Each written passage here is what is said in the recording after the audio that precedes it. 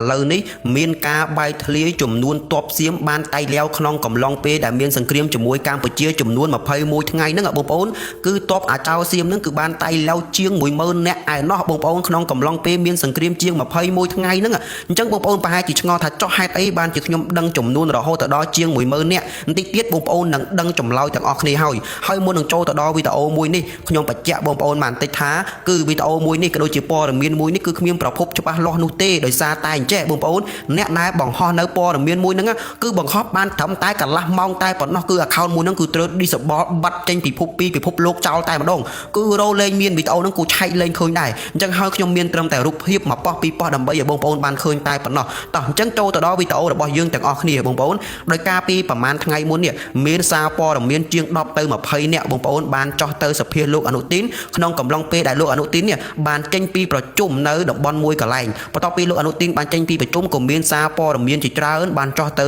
គេហៅថាសម្ភាសសាកសួរលោកអនុទានថាអញ្ចេះថាតើក្នុងកំឡុងពេលដែលមានសង្គ្រាមជាមួយកម្ពុជាជាង21ថ្ងៃហ្នឹងថាតើតបសៀមអ្នកបានតៃលាវក្នុងកំឡុងពេលមានសង្គ្រាមហ្នឹងចំនួនប្រមាណអ្នកដែរគឺលោកអនុទានក៏បានឆ្លើយតបទៅអ្នកសារព័ត៌មានវិញថាណាទាហានដែលបានតៃលាវក្នុងកំឡុងពេលដែលមានសង្គ្រាមជាមួយកម្ពុជាដែលបានពាក់លីដោយសារតែការពារជាតិមាតុភូមិកម្ពុជាដណ្ដើមយកទឹកដីដែលខ្លួនបានបាត់ពីមុនមកដោយកម្ពុជាដណ្ដើមយកគេប្រើភាសាមួយហ្នឹងណាបងប្អូន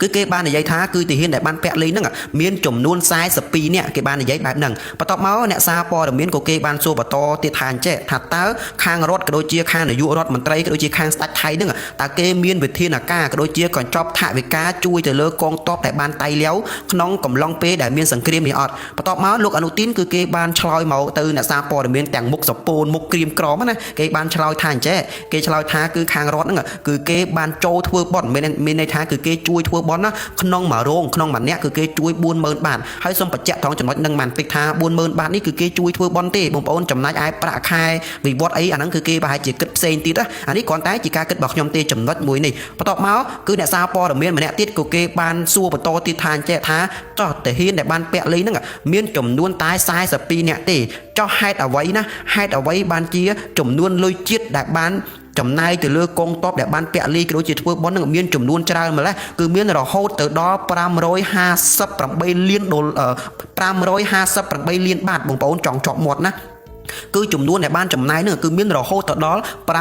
558លានបាតបន្ទាប់ពីអ្នកសារព័ត៌មានអ្នកបានសួរសំណួរមួយនឹងទៅលោកអនុទានភ្លាមលោកអនុទានបងប្អូនគឺបានសញ្ញោទៅកូនចៅដែលនៅក្បែរនឹងឲ្យវែកផ្លូវគឺលោកអនុទានអត់បានឆ្លើយសំណួរមួយនេះទេអត់បានឆ្លើយទេក៏បានដើរចេញពីតំបន់មួយនឹងបាត់ទៅហើយបន្ថែមពីនេះទៅទៀតបងប្អូនអាព័ត៌មានវីដេអូដែរគេបានសភាលោកអនុទាននឹងគឺខាងស្ដេចថៃក៏ដូចជាខាងរដ្ឋរបស់គេនឹងបានបិទព័ត៌មានពមៀនទៅលើអ្នកសារព័ត៌មានទាំងអស់អត់ឲ្យបង្ហោះផ្សាយនៅពាក្យសម្ដីដែលលោកអនុទានហ្នឹងបាននិយាយនោះទេហើយបងប្អូនប្រហែលជាឆ្ងល់ថាចុះហេតុអីបានជាខ្ញុំដឹងនៅព័ត៌មានហ្នឹងបងប្អូនត្រូវដឹងថាអញ្ចេះថានៅពេលដែលអ្នកសារព័ត៌មានចូលទៅសភាលោកអនុទានហ្នឹងមិនមែនតែមានតែអ្នកសារព័ត៌មានទេចាក់ស្ដែងក៏មានប្រជាជនរបស់សៀមហ្នឹងបានទៅលួចថតដែរអញ្ចឹងហើយនៅពេលដែលគេថតសម្លេងទាំងអស់ហ្នឹងបានក៏បង្ហោះនៅវីដេអូមួយហ្នឹងបណ្ដាឲ្យបែកធ្លាយនៅវីដេអូមួយហ្នឹងបងប្អូនឥឡូវនេះយើងមកគុណគូចែកលេខបូកលេខទាំងអស់គ្នាដើម្បីដឹងថាតើលុយចំនួន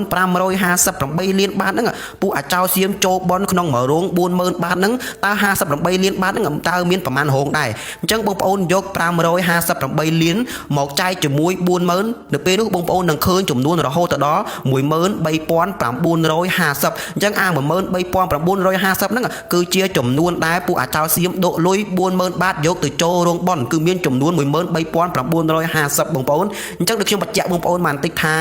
ចំនួនមួយនេះក៏ដូចជាព័ត៌មានមួយនេះគឺខ្ញុំអត់មានប្រភពច្បាស់លាស់អត់មានប្រភពច្បាស់លាស់នោះទេដោយសារតែខ្ញុំព្យាយាមមករកអា Facebook ដែលគេបានបង្ហោះនៅព័ត៌មានមួយហ្នឹងគឺរកអត់ឃើញបងប្អូនគឺបាត់ចេញពីពិភពលោកហ្នឹងតែម្ដងដោយសារតែពួកអាចោសៀមហ្នឹងគឺវាបានគេហៅថាលុប account មួយហ្នឹងចោលតែម្ដងហើយសូយអាចចាប់ទៅលើបុគ្គលដែលបានលួចបង្ហោះនៅវីដេអូមួយនេះទៀតផងបងប្អូនខ្ញុំនិយាយមែនណាបងប្អូននៅពេលដែលខ្ញុំដឹងចំនួននៃពួកអាចោសៀមដែលបានតៃលាវក្នុងកំឡុងពេលដែលមានសង្គ្រាមជាង 10000 នាក់ដែលបានតៃលាវហ្នឹងអារម្មណ៍ខ្ញុំគឺអត់មានអីត្រូវរំភើបឬមួយក៏ញាប់ញ័រអីទេបងប្អូនដោយសារតែចំនួនមួយហ្នឹងគឺខ្ញុំបានដឹងតាំងពីដំបូងមកម្ល៉េះ ដែរខ្ញុំដឹងតាំងពីយូរមកម្លេះបងប្អូនអាចចូលទៅមើលវីដេអូខាងក្រោមរបស់ខ្ញុំបានក៏ខ្ញុំបាននិយាយដែរគឺខ្ញុំដឹងចំនួនប៉ុណ្ណឹងបាត់ទៅហើយដោយសារតែបងប្អូនដឹងហើយណាគឺមិនតិចទេដែលវាចូលមកក្នុងទឹកដីកម្ពុជាហើយតបរបស់កម្ពុជាទម្លាក់នៅ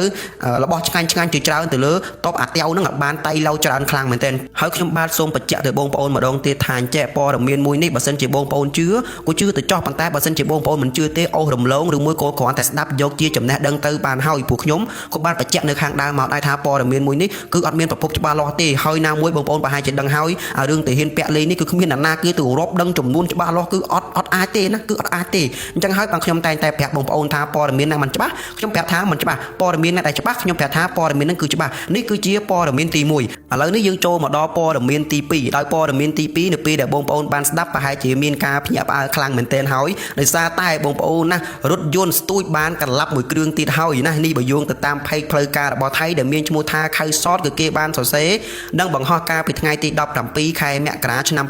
2026គឺគេបានសរសេរនិងរៀបរាប់ថាណាមានគ្រោះថ្នាក់ឡានស្ទួយមួយបានកន្លាប់មួយករណីទៀតហើយគឺបានគ្រោះថ្នាក់នៅលើស្ពានមួយដែលមានឈ្មោះថារ៉ាប់ថននៅក្នុងទីក្រុងបាងកកដែលបណ្ដាលឲ្យបរិសុទ្ធ2នាក់បានរងរបួសភ្លាមខ្លាំងមែនទែនហើយចំណែកឯឡានស្ទួយហ្នឹងបានកន្លាប់ផ្អៀងតែម្ដងនេះបងប្អូនបានឃើញរូបភាពដែលខ្ញុំបានដាក់នឹងតែម្ដងបងប្អូនខ្ញុំចង់កញ្ញាញ់ខួរខ្លាំងមែនទែនគឺអាប្រទេសសៀមហ្នឹងបងប្អូនគឺមួយថ្ងៃរឿងច្រើនខ្លាំងយកទៅមែនទែនណាបងប្អូនមើលចាក់ស្ដាយដូចជាថ្ងៃទី17 18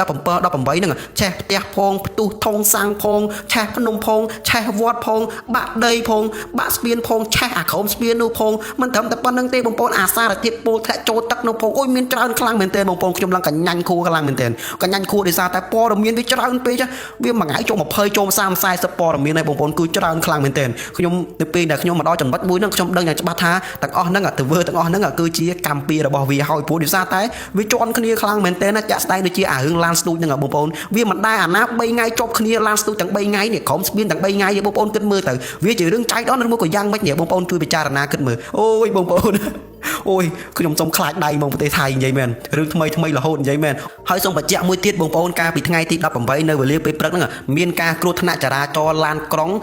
មួយឡានក្រុងតែម្ដងបណ្ដាលឲ្យមនុស្សតៃឡៅចំនួនជិត14នាក់បងប្អូនអញ្ចឹងអាព័ត៌មានមួយហ្នឹងខ្ញុំនឹងនិយាយលម្អិតនៅថ្ងៃស្អែកមួយទៀតអញ្ចឹងណាបងប្អូនអញ្ចឹងហ្នឹងហើយបងប្អូនខ្ញុំបាទមានតែប៉ុណ្្នេះទេខ្ញុំមកពីរៀនហើយឆ្លៀតធ្វើវីដេអូដើម្បីចែកជូនដល់បងប្អូនបានស្ដាប់ភ្លាមតែម្ដងហើយខ្ញុំសង្ឃឹមថាព័ត៌មានមួយនេះមិនរំខានក៏ដូចជាធ្វើឲ្យបងប្អូនមានការអាក់អន់ចិត្តជាមួយខ្ញុំទេដោយសារតែព័ត៌មានខាងដើមនោះគឺវាអត់មានប្រភពច្បាស់លាស់អញ្ចឹងណាអញ្ចឹងហ្នឹងហើយបងប្អូនខ្ញុំ